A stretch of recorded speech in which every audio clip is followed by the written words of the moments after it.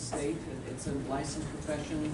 The entry-level degree it's called a Doctor of Physical Therapy. It's a 3-year post-baccalaureate degree. Much like, if you're a medical doctor, it's a 4-year professional doctoral degree. A dentist, it's a 4-year. Law school is a JD, which is a professional law degree. Optometry is many of the professions now that have areas of expertise that are, like optometry, PT, psychology, even occupational therapy has this, audiology, have these professional doctorates. It's like we're autonomous within our limited scope of practice, but we're team players to try to do a good job of what we do. We know what we do, and if it's anything outside that, we refer out to people like you and your doctors who can take care of everything. So that's where we fit in. We have residencies. I mentioned I did a residency in Australia. We have fellowships. My area is manual therapy. There's a bunch of them listed there. There's more information if you want to look up on those. I looked on the Bureau of Labor and Statistics how many PTs in the U.S., what our average pay is, and you can see that. So there's about 2,400 and some that are actively licensed in Oklahoma.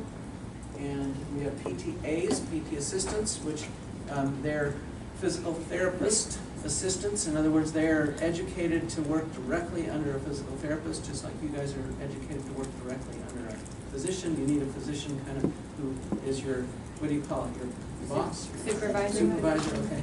Yeah, we have that same kind of thing too. Lots of job growth. I also looked just for comparison, who are you guys? What does it say about you? So here's the stats I just pulled on PAs. And you guys make more money for less education, so good choice. Very wise choice.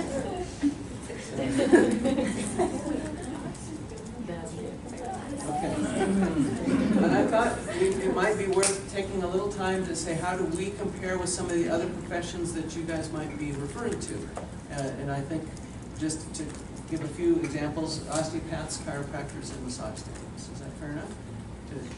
And just to say something, I have kind of a special place in my heart for osteopaths. There's a program I've coordinated at OU for 15 years now.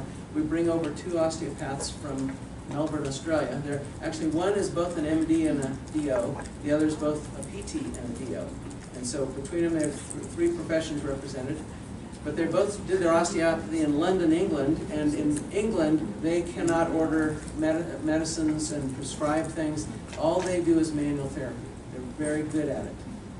They are the authors of the textbook I used to teach from, and that's what made the connection.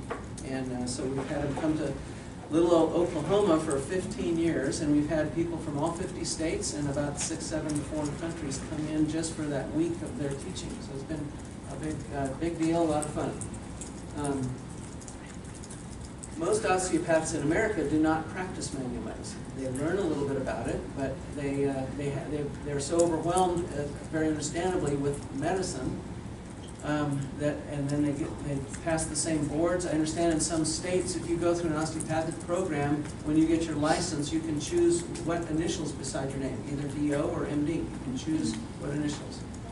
So they're literally totally equivalent, and I'd say that the osteopathic, they get that little extra bit of exposure to manual therapy. They kind of get this idea of movement disorders that I've been trying to talk about today. The largest provider of continuing medical education in osteopathy is at Michigan State. And out of interest, I just was on there. These are some of the courses that they offer. And then of their faculty that teach that, of 20 faculty, 10 are osteopaths, 8 are physical therapists, 1 medical doctor, and 1 dentist.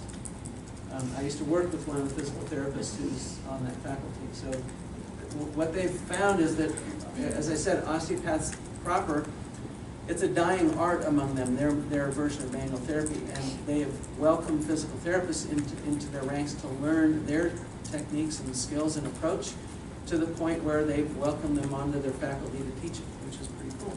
Just to keep it alive because it's got some value. Chiropractors.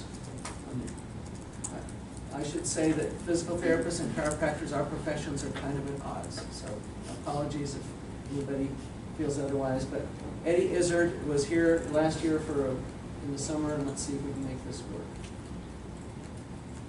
My last episode.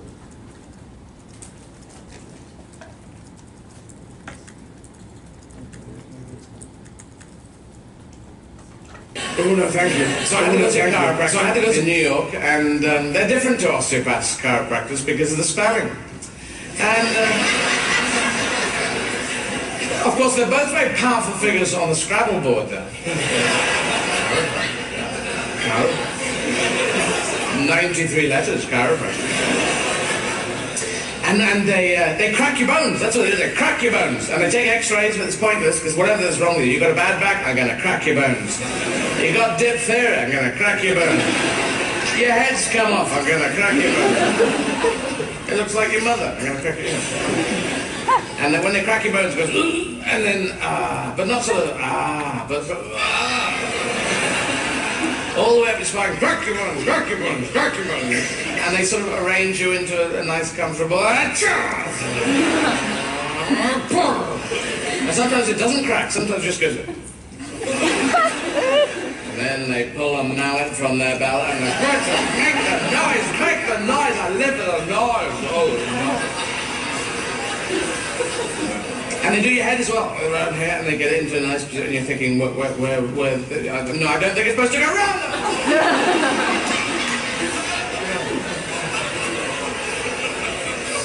In the end, you just trust them, they could have your fingers, their fingers in your nostrils, one foot on the back of your underpants, and they're pushing your spine away with a broom.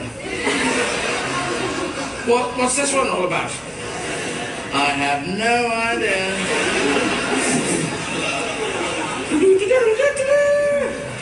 Wherever he falls, there shall he be buried.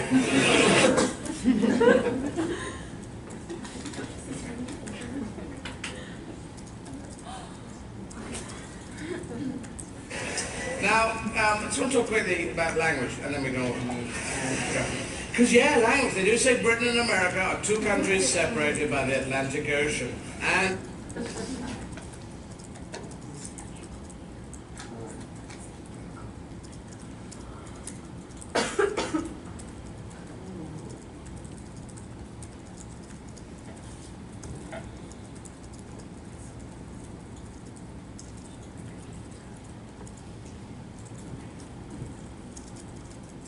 So, as I said, we are sort of at odds. We make fun of each other. I'm sure it goes both ways. But their fundamental premise, I want to mention, is that all what they call dis-ease results from impediments to nerve energy that enters the body from the cosmos through the top of the head and is disrupted by subluxations of vertebra. So there you go. That's their fundamental premise. And so you can get disease, you can get joint pain, but you can get cystic fibrosis, you can get diabetes, all of that from this disruption of nerve energy. And they would then manipulate the spine to try to restore health and claim that it's a natural thing, and we're not going to use things like pharmaceuticals, but they'll promote natural type supplements, etc. It originated in 1895 when a guy named Daniel David Palmer manipulated a man's neck and cured him of deafness. But this important detail, the 8th cranial nerve does not pass through the neck. Just a little point of fact. So, to their credit, they offer a mechanical solution to mechanical problems. To their discredit, they generally offer a mechanical solution to non-mechanical problems. And I would say what I hear from my patients is they do foster kind of a dependency on the therapist, on the